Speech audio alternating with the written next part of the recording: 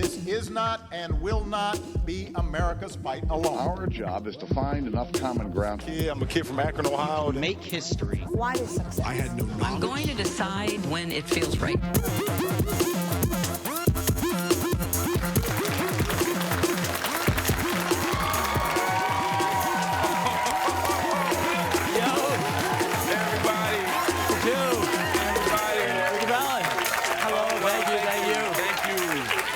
Thank you so much. Thank you. We're back. So nice. We're here back 1 week later. Thank you. Welcome to the HuffPost Show. I'm Roy Sekoff. This is Mark Lamont Hill, and we are coming to you live from our LA studio. And we've got a great show for you tonight. Russell Crowe is here. Oh, yeah. Yes. We also have a musical number from Jill Sobule. We have Bob Saget. We have Isiah Washington. We have a whole crew of people who are going to make this an awesome show tonight. Yeah, but first we want to kick things off with This Week In. It's our look at some of the fanatics, the fools, the morons, and the miscreants who caught our attention this week. All right, let's get started. This week in the war on the poor. Kansas Governor Sam Brownback is set to sign a bill that prevents anybody on welfare from spending their money on movies, going swimming, getting their nails done, and a host of other activities. Quote, "This feels a little extreme." That's from Ebenezer Scrooge. All right. Yeah. Roy. Yeah. Why does the state care? Is it because they're spending their money, they feel like they can do whatever they want? Yeah, it's not really about whether the money's being spent in the right way or the wrong way. It's about shaming the poor. Because living at or below the poverty line isn't punishment enough. Right. Well, that's the thing I don't get. Yeah. Why have we decided that poor people deserve the worst of everything? You can't get your nails done? Yeah. You can't swim? I mean, swimming isn't even like a luxury. It's what you have to do sometimes. Well, it depends which movie and whether you get the, the French nails or something. But this is actually not just in Kansas. This is all across the country. They're passing laws like this. There's 12 states that demand that you have to take a drug test before you can get your welfare money. I mean, it's part of this whole myth, right? Well, first of all, it pisses me off because the people signing the laws to make you have to take the drug test themselves often have cocaine on them. In fact, you're more likely to have cocaine in the Senate than you are on welfare. Yeah. For some reason, they have this top-down, patronizing, condescending thing about how bad they are. You said it's happening all over the country. It's happening all over the country. In Missouri right now, they just put a law in this week that you cannot have steak or lobster because we know how much poor people love surf and turf. Yeah, can't get enough.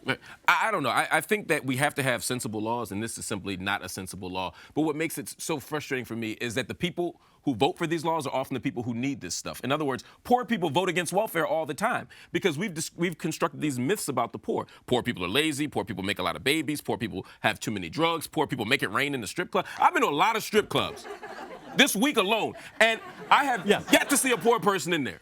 Well, it's part of the old welfare queen thing, you know, that Reagan started in '76. You know, the woman in Chicago driving up to the office in her Cadillac to get a government check. Right. Yeah, I think there may be a racial component to this. Well, that's the thing. We racialize poverty so that, again, people who don't like black people will not like these policies, even though the policies ain't really for black people, they're for white people. Well, this is the thing I love, though. You got to look at, we're going to show the audience here, what the website for the Kansas Welfare Department looks like. Now, take a look at that. Yeah, what do you notice there? Yeah, it's a nice white family and a bunch of flowers looking at a windmill. That's what happens every day, right, with you? Yeah, exactly. Yeah. But the funny thing is, that should be what the face of welfare looks like. Most people on welfare are white, female, and young. But when we want people to vote against welfare, we make it black. We make public schools black, public transportation, public housing, public assistance. We make everything public black so that white people won't like it. Yeah, and the bottom line is, you know, for all this, you know, we're spending too much money, they're using it, they get $18 a day. I mean, really, what are you spending on $18 a day? The real question that I have is whether the people of Kansas, the welfare people of Kansas, can buy the same thing that everybody in Kansas wants the most. What's that? A bus ticket out of Kansas. Yeah. All right, next up. This week in Stand Your Ground for Jesus. A churchgoer's loaded gun accidentally fired during an Easter Vigil Mass at the Cathedral of the Blessed Sacrament in Altoona, Pennsylvania. The semi-automatic weapon safety was off and the trigger caught on the man's pocket, firing off a shot and grazing his hand. Yes, these days it seems the answer to the age-old question is always, yes, that is a gun in his pocket, and no, he's definitely not happy to see you. Now, Mark, I get that this is as American as you can get. Gods and gun in a church. I mean, if you just had an apple pie, it would be perfect. Right. But I really don't understand this. Can you explain to me? I know you're a gun owner. Why do you assume I'm a gun owner, Roy? Well, you know, because you... It's because I'm black, isn't it? Yeah. What would Jesus pack? That's what I'm saying. Yeah. That and my guns. Yeah. That and your guns. No, I have guns, yes. I own guns. I don't carry guns anymore. But why would you ever take it to church? Well, I don't understand that part of it. The logic isn't that there's somebody in church going to shoot you. The logic is there's somebody waiting outside of church with a gun, and they know you ain't got one. Yeah, but don't all the studies show that you're more likely to get killed with your own gun, more likely to have suicide in the house? I mean, isn't that the point, that it's not this... No, look, there are bad people in the world. I get and you that. need guns. You need guns to protect your house. You need guns to protect your family. You need guns not to protect property, but to protect life. I think that's not a bad thing. And I'm not one of those people, even though I'm as hard left as they go, I'm not one of those people saying give up the guns. Now, I'm not an NRA nut either. I'm not saying that you should have all guns all the time. You don't need a rocket launcher to protect yourself like the NRA thinks, but you do need reasonable guns and gun legislation. Yeah, but the thing about this law is you can then... See, okay, there's the gun lover. The guy with the gun. Yeah. Thank you. Hushers. Get this guy out of here, yeah. No, here's the thing, though, Mark. This law says that you can have a concealed weapon without even get a permit. I mean, don't you think you should have to have a permit, let alone training? You want government surveillance on the guns? No, I just want training. I mean, you have to train to drive a car. Our police officers have to train. Do you want... We see what happens with them. Well, yeah, right. Yeah. So do we want people without the training out there? You don't have a constitutional right to drive a car. You have a constitutional right to a gun. So I think there is a difference. Have a well-armed militia. Yeah, but if we move that forward to the 21st century, it means we have a responsibility to allow citizens to protect themselves from not just other bad people, but also from an unjust government arising. But hear me out. I'm not the gun nut. I'm not the guy thinking that if the government does strike against us, I can pull out my 6-shooter and stop these tanks and hovercrafts that are coming. I was in Ferguson and saw what the government can do. I don't think a single person's gun can stop that. Okay, well, speaking of Ferguson, the NRA wants everybody to have a gun. Do they want the guys in Ferguson to have a gun? Do you think that's the answer? No, white people never want black people with guns. Yeah. Ever since slavery, every piece of gun legislation has been to stop poor people and black people from getting guns. White people don't want black people with guns. That's because they've seen Django Unchained, and you saw what happened. Jamie Foxx was a bad motherfucker. Yeah, it's a great ending. Yeah. It's a great ending. Yeah. That's For you my guys. favorite. Yes. All right. This weekend. It really was a great ending. All right.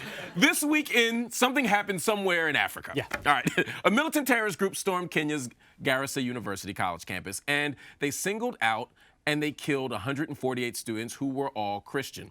Now, despite the horrific nature of the attack, it has barely been a blip on the media radar. If only Garissa University had made the Final Four. Yeah, there would have been more coverage. Yeah, been a lot more coverage. Look, here's the thing. There are news stories, 24-hour cable news. There are news stories on the internet. There are news stories on blogs. But somehow the only thing we talk about is the Final Four. We talk about the Kardashians. And of course, we talk about what happens when white people die. Why does Africa never get the coverage? I would throw that back at you, Mark. Why is it that when, Natalie Holloway goes missing, Nancy Grace has an orgasm, but when a black girl goes missing, not much coverage? Exactly. What is the answer, in your learned opinion, Professor Hill? They're black. They're black. Yes, it's really kind of that simple. We don't Is it care. that simple? We don't care. Excuse me, white people in the audience, and it's a lot of you.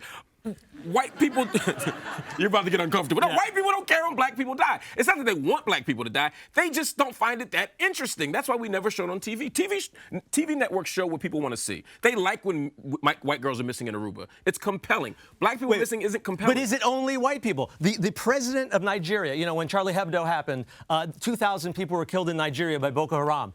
He didn't even mention it. Oh, yeah, he waited like 2 weeks. Yeah, he waited 2 weeks. He was just talking about Charlie. So it's not just white people. Nobody loves white people more than black people. Don't get me wrong. That's what I'm saying. That's the problem. Nobody cares about black life. But here's the thing I don't understand. I understand that we feel we can connect to something from a narrative when we can relate to it, right? Yes, white people can't relate to black people. That's my point. I'm saying the plane crash goes down. We get it. We are all on planes, But let's look at this case in Kenya. They were college students. No, they weren't. They were black college students. That's it for you? Yes, they were black college students. It's different. But they were black Christians. They were Christians. They were black Christians. That's it for you? It's the that's what I'm trying to tell you. If the airplane had been black, they wouldn't have cared about it. No. People don't care if it's black people on the plane. It puts them off in a different mindset because we think of Africa as this far-off place where bad stuff happens. Famine, disease, revolution, starvation. That's what people think of when they think of Africa, and so they're like, "Oh, this shit's supposed to happen there." Is this? Can we blame the pop culture on this? I know, I'll be honest. My first understanding of Africa was Tarzan movies. Oh, God. Bone Through the Nose, Ooga Booga, right? King Kong. Yeah. I mean, is that what's Gilligan's informed all this? Island? Everything from anthropology up to like Gilligan's Island or pro wrestling. Like Abdullah the Butcher who would eat people. He's from the Dark Continent. All that shit makes you think that Africa's a bad place. And if we keep having in our minds that Africa's a bad place, it's not even on our radar. But how come we cared when ISIS destroyed the statues? They're connected to Al-Qaeda. They were white statues, by the way. Oh, was that the problem? I tell you. They're kind of brown. Yeah. But how come it's so far off our radar? it's off our radar because we think of Africa as somewhere else. You know Africa's off the radar when John McCain didn't vote to blow it up. Yeah, that's a tip-off. It's really that serious, man. So I'm done. All right, that's This Week In, This Weekend. Yeah. Now, thank you very much. Now it's time for our Q&A. Mark and I will be asking the Q's. The A's will be provided by a 3-time Best Actor Oscar nominee who, with his new film, The Water Diviner, has added director to his resume. Let's take a look at the trailer. My boys, they all enlisted together. And they died together. You walk off your farm, you turn up in this place of horrors, and for what? My sons were all killed in one day. I can find them. If this is your son, he did not die here. He was taken prisoner. So he's alive? I don't know. But you have hope. Hope's a necessity where I come from. It's not safe. You can't stay. This is not your world. Go home, Mr. Connor. He's alive. I know he is.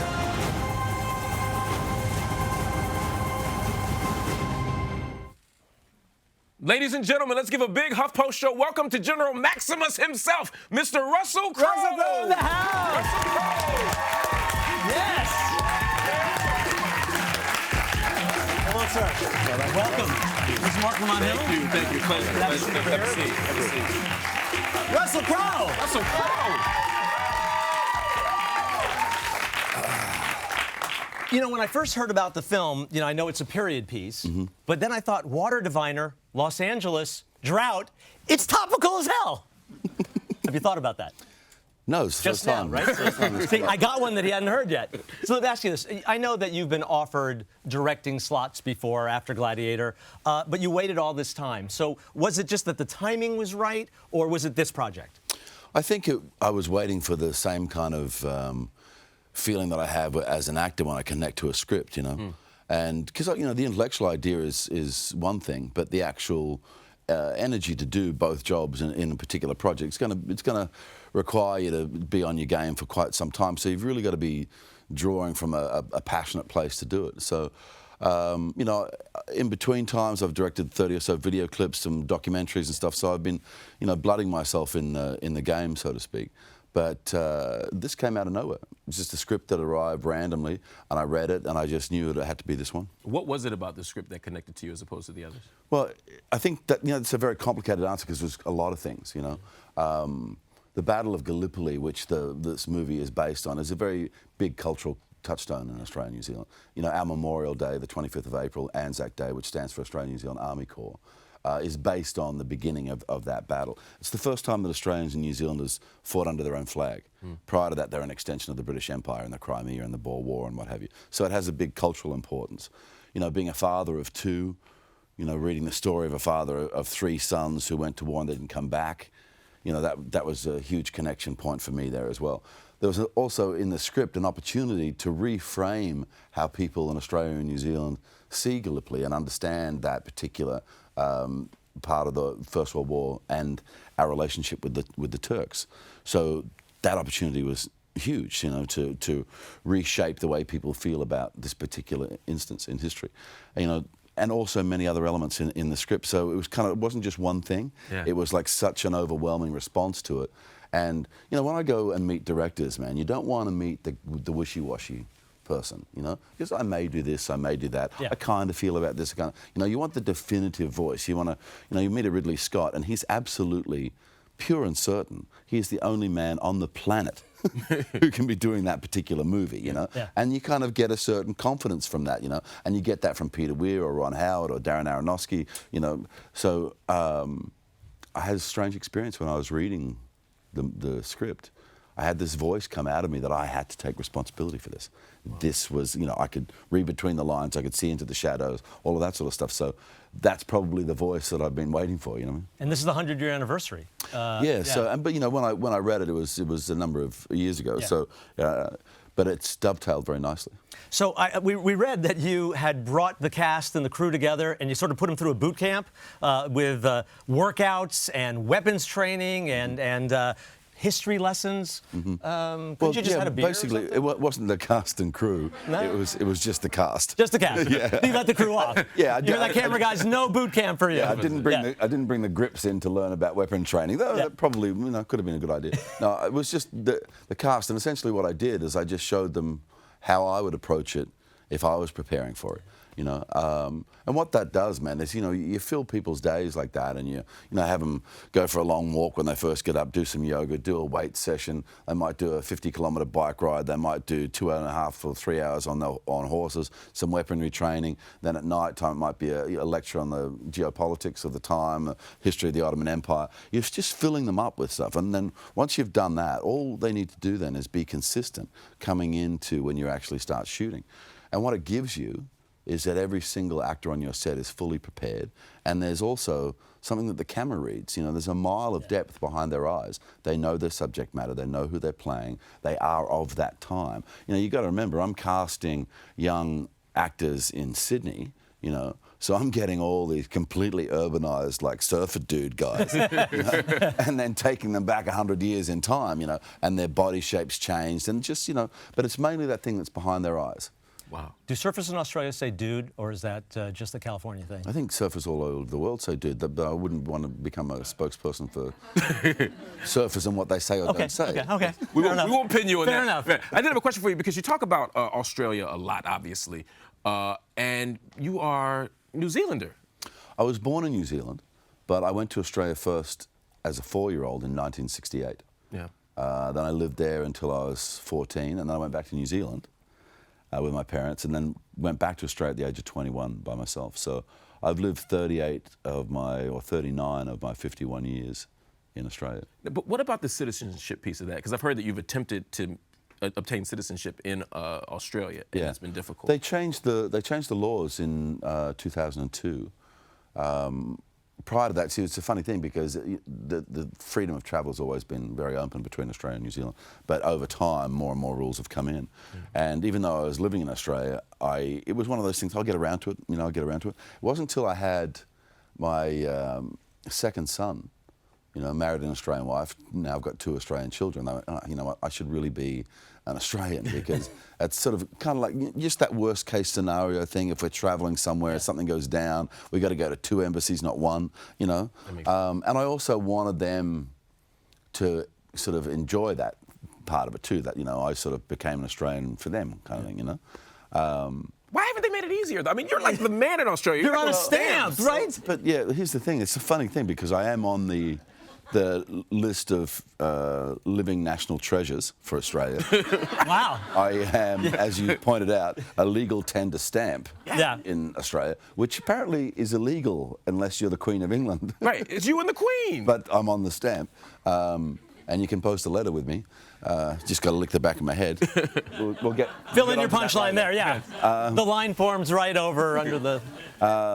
Yeah, and like they gave me the Federation Medal in 2000 and stuff like that for services to the arts and everything. So it is a very odd situation. And when I've approached it, because I haven't officially given them paperwork, because you can have many conversations about it first and find out where it's at, because you don't want to be on the list of people who have applied and been formally denied, because then that's just going to create extra hassle, And they changed these laws, and I wasn't in the country for the majority of the time. I think you have to be there for at least 10 months in 2000, 2001, 2002. Now that was an extremely busy period for me.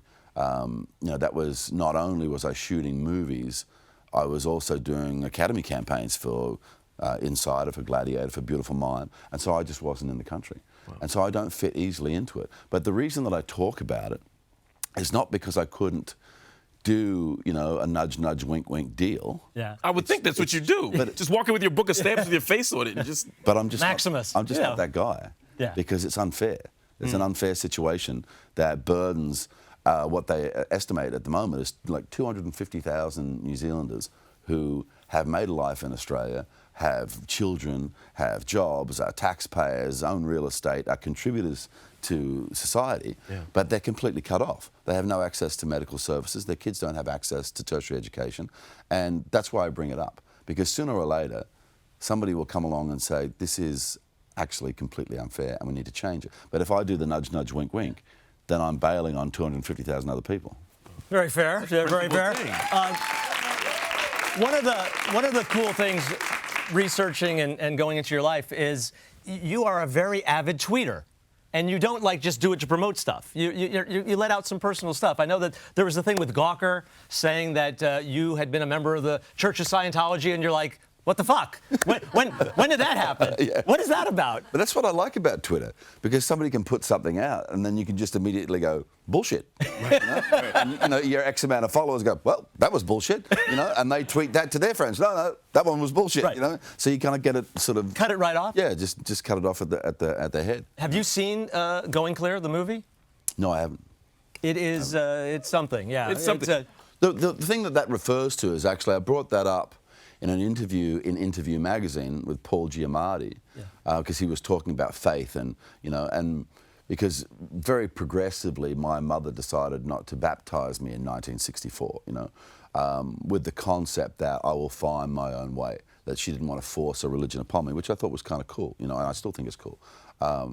But that led me as a young kid to having a look around at everything, Yeah. So, I had friends that went to a Catholic church service, so it'd be like, can I come home over to your place so we can go to church or Presbyterian or whatever? And that led me to a little bit of reading and stuff. And as a friend of Nicole Kidman, I got to know Tom Cruise quite well. Yeah.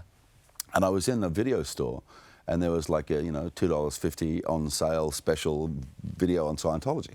So I watched it, And it was kind of like out of a friendship thing, really, you know. And then I brought it up with him, and we had a short conversation about it. But it was a moment that I kind of really established in my mind that I thought he was a very cool guy, because I brought it up with him. I broached the subject. We talked about it for a natural length of conversation, and then his finisher on the conversation was, "If it's important to you, man, you'll do something about it." And we never talked about it again. So he never tried to sell me a pair of shoes or the Volvo or never whatever. made you take a stress test or anything like that. Yeah, but it's like didn't grab the e-meter. Because some people sort of say that he's that sort of fellow, and he just wasn't. Doesn't come across that well in the movie, but you know him better than we do. But you'll see the movie. I haven't seen him for quite a while. Once they got divorced, I think I got thrown out with. Nicole? It's part of the Australian. You got lost in the divorce, yeah. Who gets Russell? Yeah. You can have him, Nick. Yeah. Another thing you've been tweeting about is this Michael Jackson thing, which I found bizarre. Not just that Michael Jackson would sort of send you these bizarre prank phone calls, right, but that it just became a story now. And you sort of tweeted the same thing here. After 10 years of you telling the story, suddenly the world... Yeah, I've told this story on Jay Leno, on Fallon, Why is it suddenly hot? I don't know, but everyone that actually knows Michael knows he used to like to do this. It was just one of his things. But the other thing is, too, is... Why you, though? I didn't understand that part. Why you? Why did he pick you? I'm not sure. I have no idea. We never had any kind of deep and meaningful conversation, man. It was a prank call. I'd be like, fuck is this, And he'd be like, oh, don't worry, Russell, it's only Michael. I was like, hello, mate, how you doing, And he'd go, oh, good, what are you doing? And we'd have a couple of, you should come and see the show or whatever, But would it be like a classic, your refrigerator's running, you better go catch it? That kind of thing. Sir Walter Raleigh in a can? He never got past that one? Mr. Wall there, is Mrs. Wall's there, Rennie Wall's there. What's holding up the roof?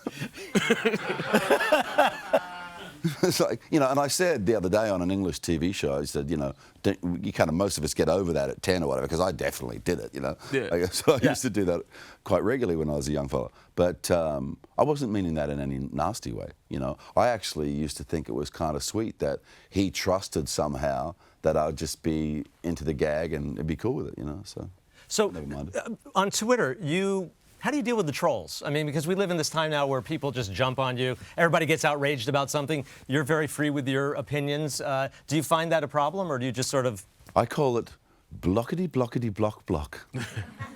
And I just take them out. As soon as I get an inkling that person might be nasty, then I'll just check out their page. And it doesn't take too long, scroll through it and you go, all right. If they start using, like, excessive swear words or, heavy stuff, then, I go, over time, this person will just wait until there's a moment, and then they'll attack. So I'll attack first, block, bye. Wow. But I actually want Twitter to seriously consider this concept that I have. Okay. When you block somebody, it should be more satisfying. If you're actually going to block them, it's just like, kind of anonymous. You block them and they sort of disappear, but it takes a day or whatever, I reckon you should block them and they should blow the fuck up. They should just... Literally. Just blow up. Literally. Russell Crowe, everybody. It was his birthday on Tuesday. Happy birthday. Thanks, man. His movie opens on the 24th of this month. Check it out. And while you are giving him a big round of applause, watch this video. Russell Crowe, everybody. Dickopedia, a wiki of dicks. Today's entry, Ted Nugent. Theodore Anthony Ted Nugent is a 66-year-old rock musician, a conservative political activist, a board member of the NRA, and a dick. Though he has sold more than 30 million records in his career, Nugent is best known these days for his incessant barrage of violent, vulgar, and thoroughly dickish rhetoric, including calling Dianne Feinstein a worthless whore, Hillary Clinton a toxic cunt, and President Obama a piece of shit. But his dick bona fides go much, much deeper than his hate-filled spewings.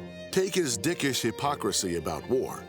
Though he derides those with anti-war positions as retarded and is fond of wearing military camouflage attire, he took extreme measures to avoid serving in Vietnam, showing up for his physical high on crystal meth and caked in a week's worth of excrement and urine.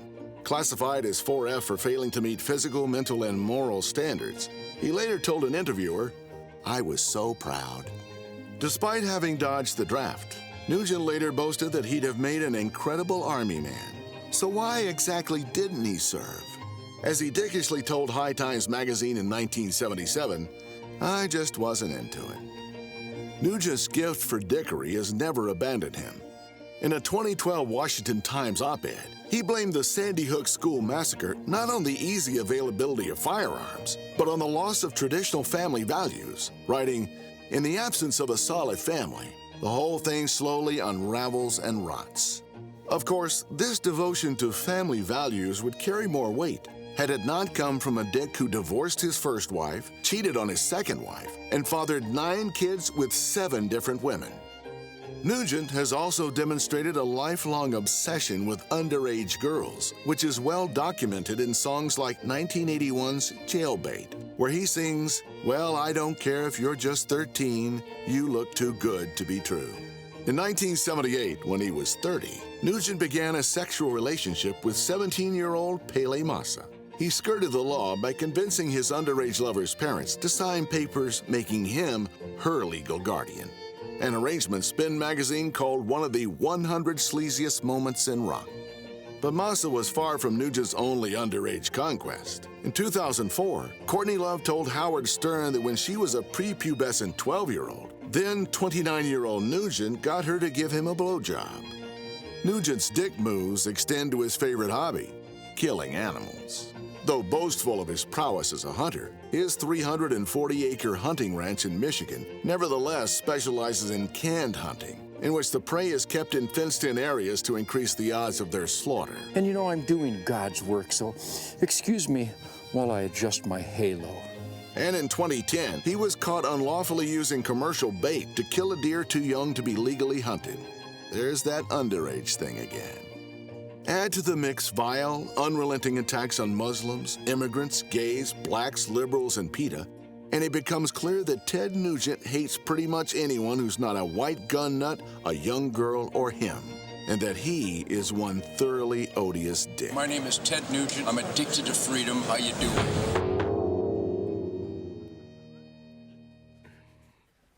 Ted Nugent. Yeah. What a guy. The Nuge. The Nuge indeed. All right, so let us know who you'd like to nominate as our next dick. Use the hashtag Dickopedia. Yes. So this Tuesday, Senator Rand Paul formally announced his bid for the 2016 Republican presidential nomination. In doing so, he echoed a refrain long embraced by those on the paranoid right. I have a message. A message that is loud and clear and does not mince words. We've come to take our country back. Yeah. Take our country back. Whenever I hear people say that, I always say, from who? Yeah. For more on this vexing question, we turn now to our musical correspondent, Jill Sobule. Jill?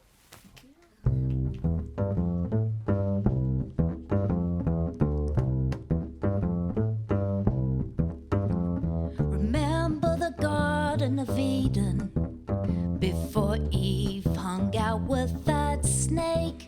You could walk down the street, not worry about thieves. All the kids could go trick-or-treating. Then those foreigners started coming in, like the Germans in 1790. Then the Irish arrived, the potato blight.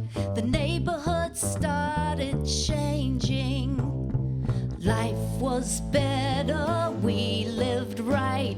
Life had a paler shade of white. When they say we want our America back, our America back, our America back. When they say we want our America back, well, what the fuck do they mean?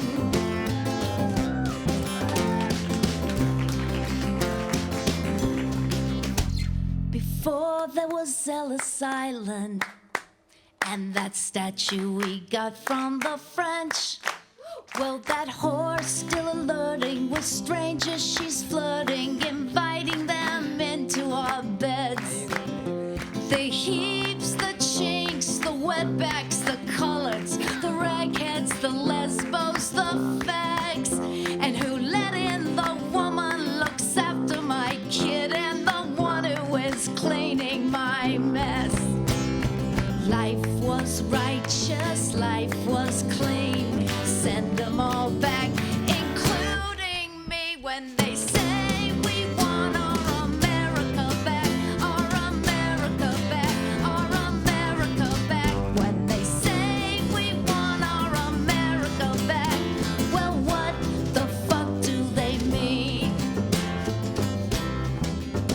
Before the gays had the agenda, before the slaves were free, before that man from Kenya, he took the presidency. Everyone, when they say we want our America back, our America back, our America back. When they say we want our America back, well, what the fuck do they mean? One more time. When they say we want our America back, our America back, our America back. When they say we want our America back, well, what the fuck do they mean? Just over, everybody! Thank you so much. That was amazing. All right. What the fuck do they mean? What do they mean? While we act like her roadies and help pack up the band, you watch this.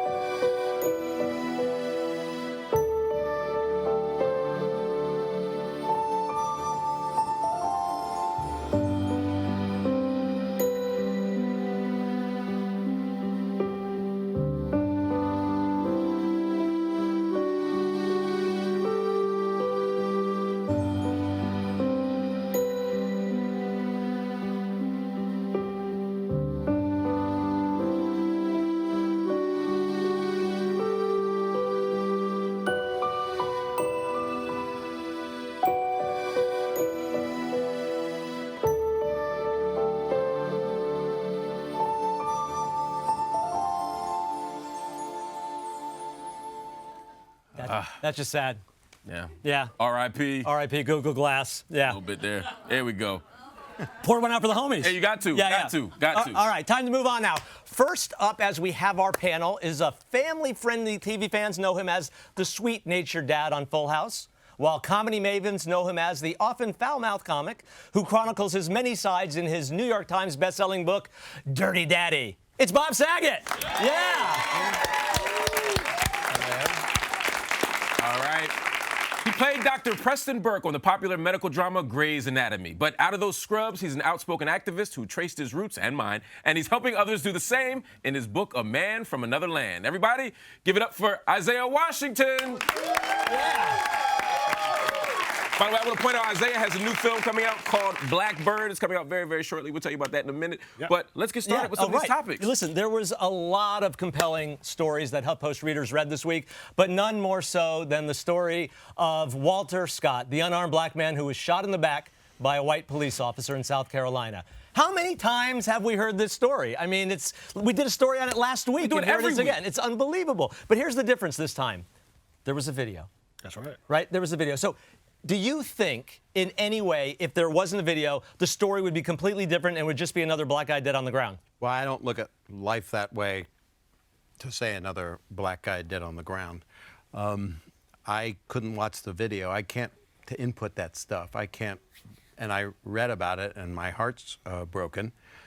So the video makes it more upsetting. And it's something that they would say children on CNN, turn away, don't watch this part. And everything inputs on me because I want to know the news. I want to know what's going on. I want to know what's happening in life. Yeah. But I'm one of those people that shouldn't look, but I'm courageous enough. I want to help the world, and I want to know what's going on. But having a video is... It's jury evidence. Yeah. I mean, it's. But the question is, could he still get off even with this? I mean, we saw Eric Gardner. We saw the cops choke him out, and then they didn't even indict them. Is there a chance, do you think, that this guy might get off?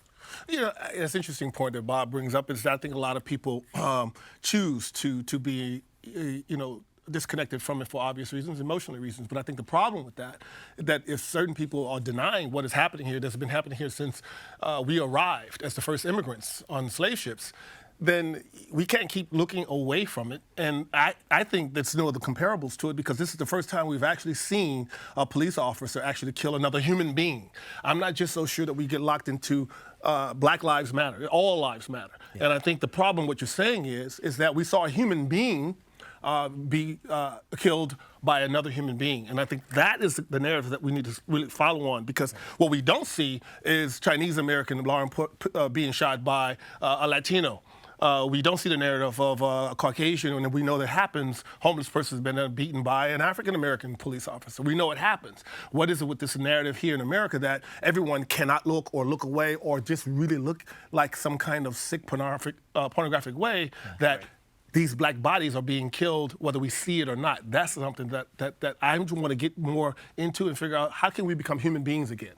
And it's happened since the beginning of time, but I didn't have a cell phone 20 years ago. Right. Yeah. And so people have been killing each other since they were people, and it makes no sense. So, and if you take all the people of color out of America, then there would be other human beings finding a reason to balkanize each other.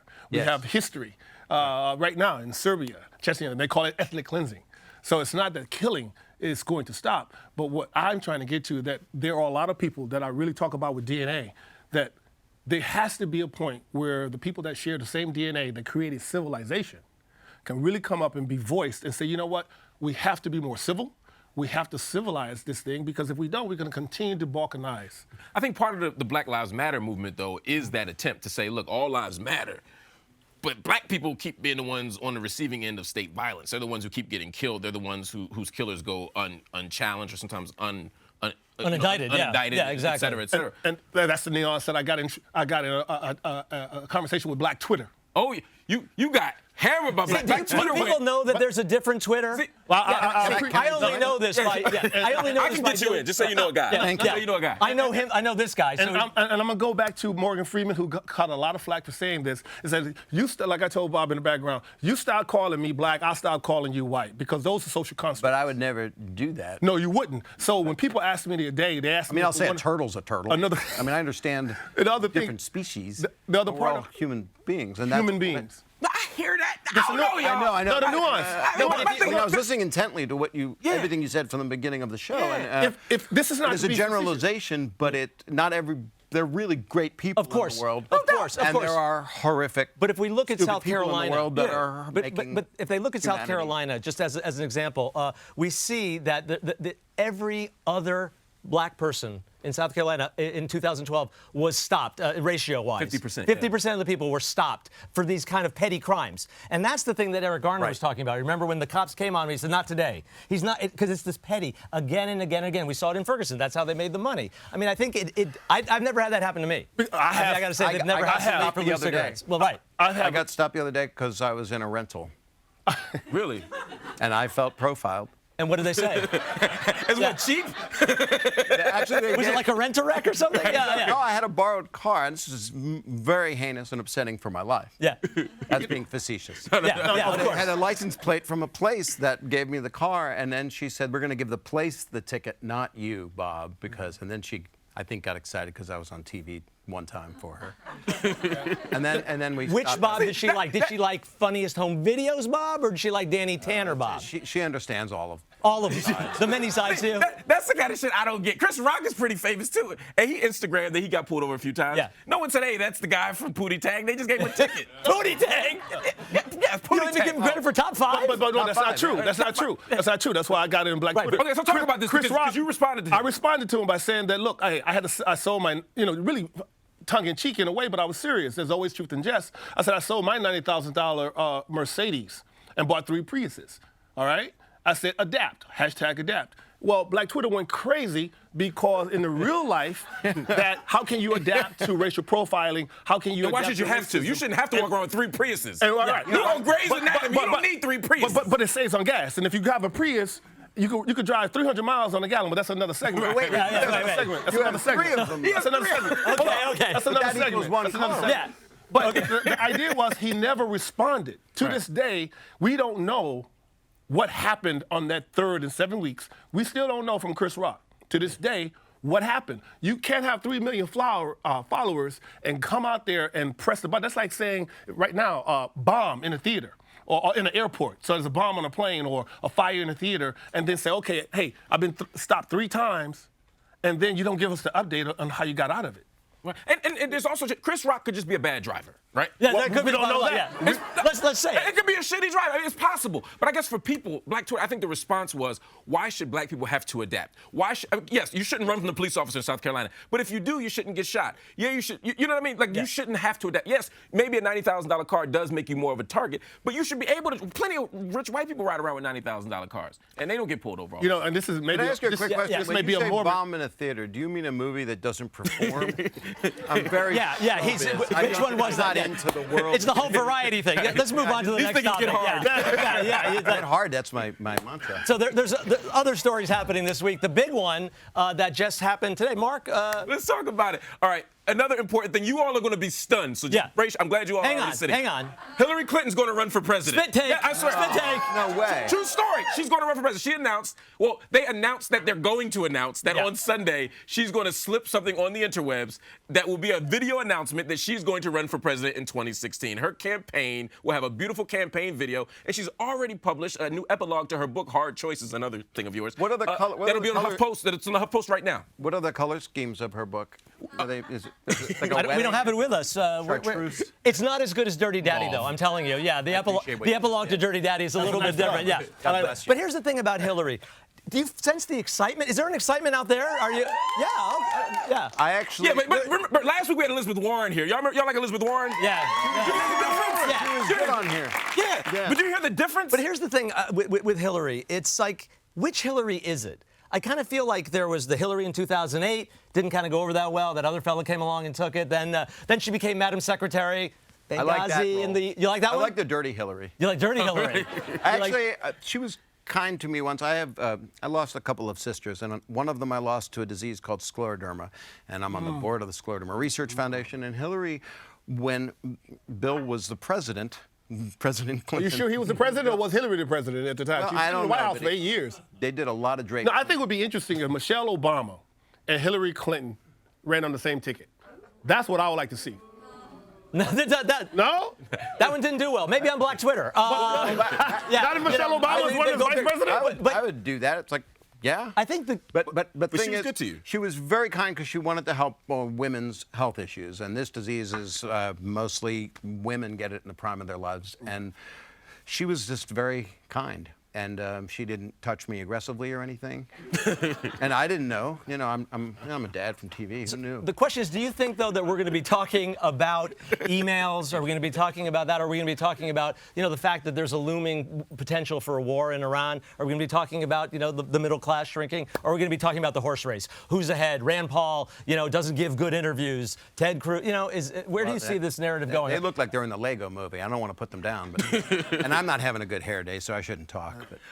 I'm just tired. For me, it's like I'm tired of talking about the wrong stuff. Ariana Huffington was on Morning Joe this morning. Yeah. And she was saying that we need to decide what we're going to give oxygen to. Yeah. Or is every faux scandal going to be something we talk about for 4 days? Is every slip of the tongue going to be something that we scandalize? Or can we just have an election where we actually talk about issues? Yeah, we want to have a button, and we're going to build it onto the HuffPost where you can just press it and go, don't care. Don't care, you know? Okay. Every ridiculous faux outrage of the day. Is it going to come with the Google Glass? Don't care. It'll come with the Google Glass, and it'll come with that same button that Amazon just put out so you can get your Tide delivered to you. You just press, did you guys see that? No? Okay.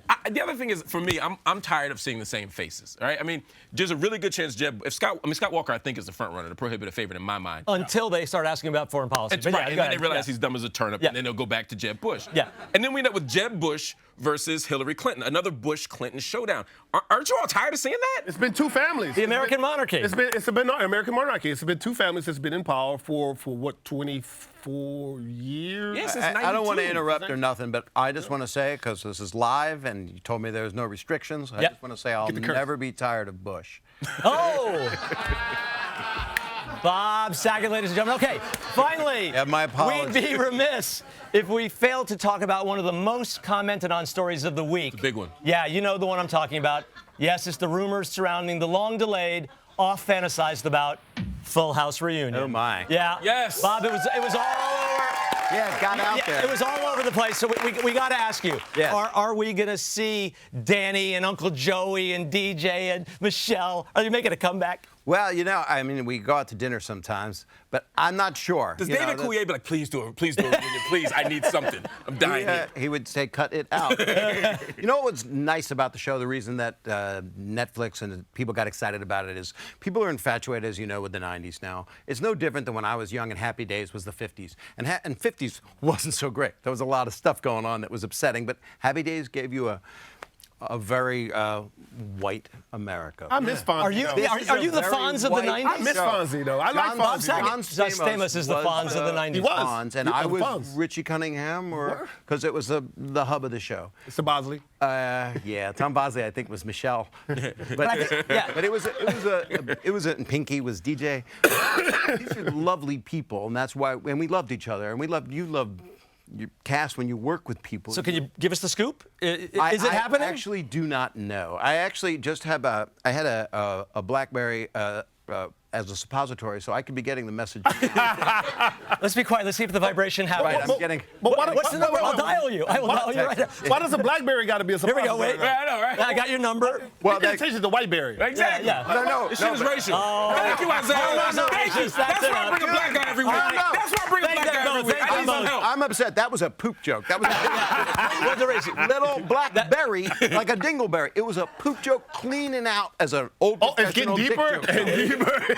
Anyway, let's hear it for them, ladies and gentlemen. Bob Saget, Isaiah Washington. You can catch Isaiah's film Blackbirds in theater on April 24th, and you got to go to bobsaget.com to find out about Bob's touring dates. Everybody, let's hear it for him. Here you go. Thank you, sir. Again, Bob, thank you so much. Thanks, man. Thank you, man. Cut off this way. Thank you. Thank you, sir. This way. Watch this, Bob. Thanks. Call me. All right. Anyway, as they make their way out, we hope that you all have been paying attention to the news this week because, yes, it's time for HuffPost News Quiz!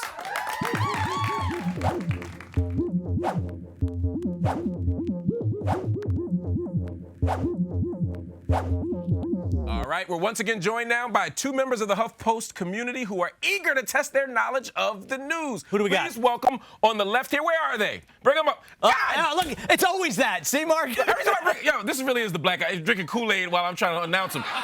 Maurice Tracy. Oh, God. Yo, this is a setup. I see this shit already. This is like a Globetrotters game. I already see this shit ain't gonna work out well. Washington Maurice Tracy Generals. from Missouri, right, exactly. Maurice Tracy, give a round for Maurice Tracy. Yes, all the way from Missouri. Hey, Maurice, what part of Missouri you from? Ferguson? No. Okay. I just assumed. And No, coming back. I'm from St. Louis. St. Louis, even better. And coming back is our returning champion, Kate Van Brunt. She's all the way from New Jersey. Yes, thanks for coming, guys. How you doing? Raising the roof. Okay, Yes. here's how it's going to Always work. raising the roof. We're gonna ask these people a series of questions based on stories that were in the news this week. Each right answer is worth a point. The winner will get some really cool HuffPost swag and much more than that, Mark. They will be able to call themselves a HuffPost News champion. Oh, yes. for Big sure. deal. And Katie Big will tell you, deal. how does that feel to be a HuffPost News champion? It feels unbelievable. Have you been bragging about it all week? Oh my God, yeah. My dry cleaner already knows. Please. Maurice, could you come back to the middle, brother? Yeah, okay. We're coming to you first. This shit is a conspiracy. Yeah. This is why we can't have nice things here on the HuffPost Show. And I don't have great lighting. Oh, okay. So I was trying to find some light for my skin complexion. No, you look good. You look good. You are good right there. I look like a black I need you to answer these questions, Okay, Maurice. we're getting down to brass tacks. Here we go. First question goes to you, Maurice. Here we go. Which of the following did Brian Williams say to NBC executives about his exaggerated war recollections? Did Brian Williams say, A, anyone here who's never forgotten anything, raise your hand? Did he say, B, this is not a pig you can put lipstick on, I lied? Did he say, C, maybe I had a brain tumor? Or did he say, D, with all due respect, I don't think I'm the 10th biggest problem this news department has? I think I would say D. So I'm going to say he said D. No, I'm sorry, Maurice. No. He actually said to them that he thought he might have had a brain tumor. And then he added, I knew things weren't right when I thought I saw my daughter on TV getting a rim job. Yeah. That started hurting there. Yeah. All right. Yeah. He said that. I don't make these up. It's the news quiz. Oh, my God. All right, Katie, Mark's coming to you. All right. Katie, you have a chance to take the lead on Maurice. This looks like it's going to be a really tough fight. This week, the Postal Service issued a flawed stamp honoring Maya Angelou. What is the problem with the stamp? Is it A, her family feels that she looks slightly cross-eyed? Is it B, her last name is misspelled? Is it C, it mistakenly features the image of Alice Walker? That's tough. Or is it D, it features a quote that was originated by someone else? I want to say D. Yes. Of Yes. course. Give her a round of applause. It's fucking right. Why didn't I get the box? The answer is D. It turns out Maya Angelou did not say, where's the beef? Yeah, you're surprising. Yeah. Who knew? Who knew? Okay, right. so it's 1 for Katie, Zippo for, We get it. for our boy Maurice. Okay. Maurice, it's my turn to ask you a question. Fix us All in. right? If I tug my ear like this. Come on, Mark. All right, come on. Maurice, Amazon's bestseller this week is a coloring book for adults. Which of the following is not a coloring book currently on sale at Amazon? Is not. That means that 3 of them are, 1 of them is not. Okay. A. Is it A, Color Me Calm, 100 coloring templates for meditation and relaxation? Is it B, coloring books for grown-ups, Dia de los Muertos? Is it C, Trippy, the LSD flashback coloring book? Or is it D, the big coloring book of vaginas? Let's say it's C, the LSD. Yes, yes. Oh, look at that. Got you out of your seat. Yes! Yes. Yes. The answer is C. Nobody's been able to create an LSD flashback coloring book yet. The crayons keep melting. Yeah, Yes. All right. Ooh, it's trippy It's now. tied up. It's 1-1. It's 1-1. Yes. Stay with me, y'all. We can do this. Okay. Maurice, we can do this. You got to be impartial, man. I'm not impartial. Okay, Katie, we're coming to you. It's 1-1. Your chance to take the lead. Mark, here we go.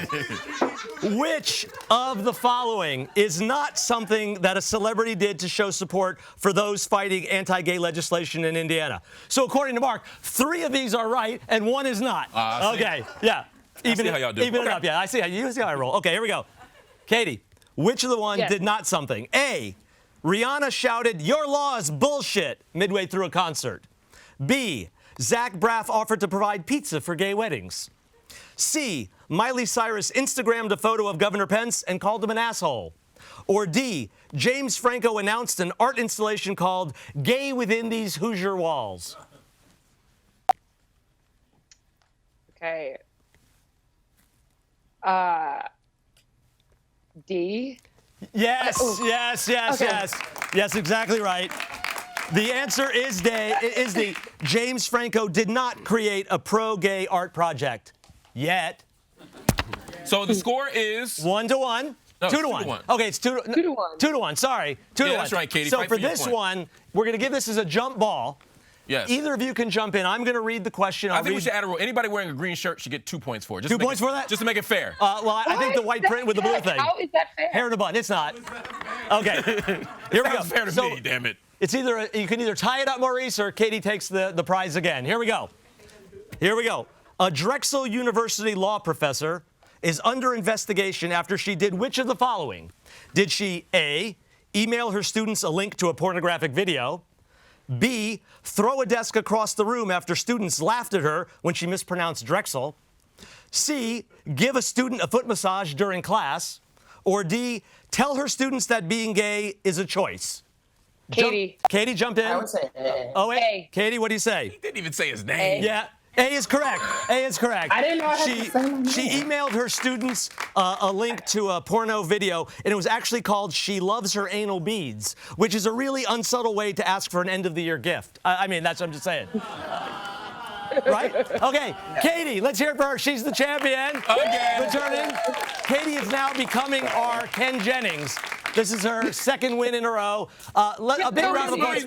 Maurice, how do you feel to have let your race down? Hold up. No, okay, first off, how did she get the Maya Angelou question and I didn't? And then second of all, I didn't know I had to say my name because if you roll back the tape, I did say A before she said A. You're but right. That's okay. You're right. I skipped over that little thing. If she was coming back, that's right. You're right. You're right. Thank you. So here's what we'll do. We'll give you a nice consolation prize. No. Yeah. No, That's we're what gonna we're make this fair. You two are here. I'm going to because these questions have been culturally biased. Okay. All right? It's tied up now. Much like the SATs. Yes. Next question, real quick. Name at least who can name the most members of New Edition? Go ahead, Katie. No, we don't got time for this nonsense. Somebody. No. Boys to men. Anyway, give them a round of applause. Mark and I will fight about it later. Fine. Thank you. Fine. Give it up for them. And also give it up for the news quiz. Yes, the news quiz. Yes, news quiz. Yes.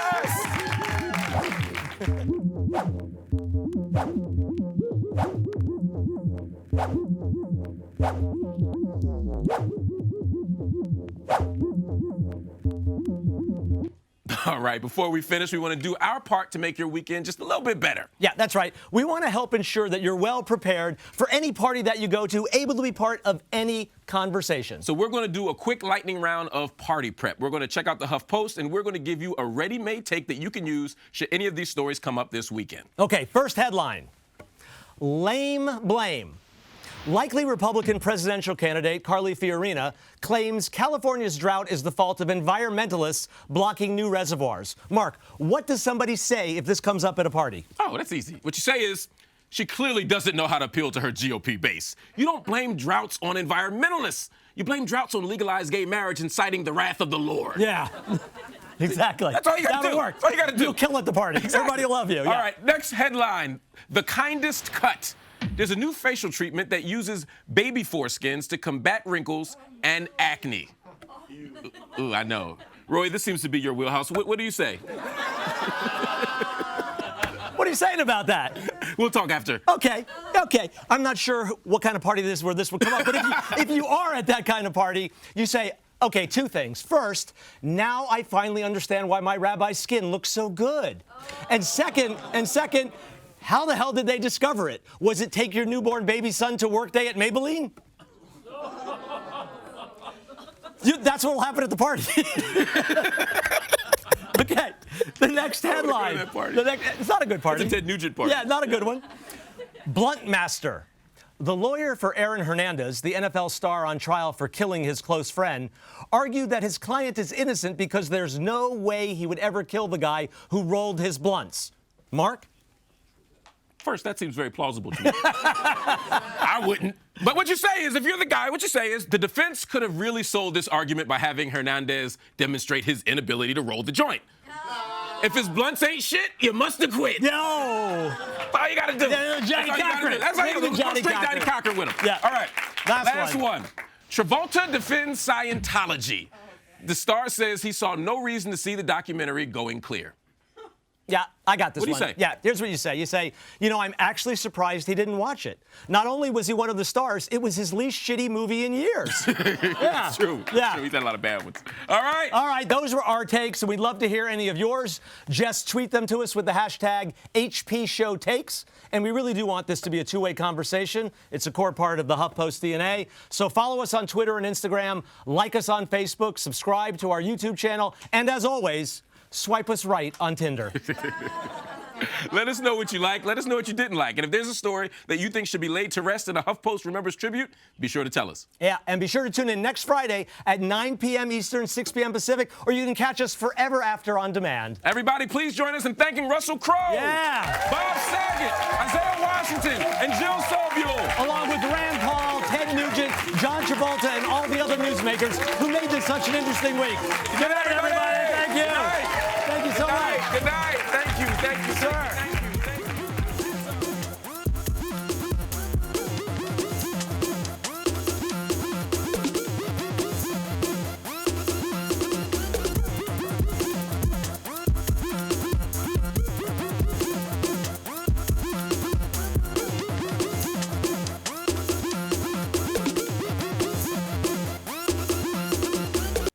Hey, thanks for watching. Don't forget to subscribe to our channel and click here for more videos. And make sure to catch new episodes Friday at 9 p.m. on HuffingtonPost.com.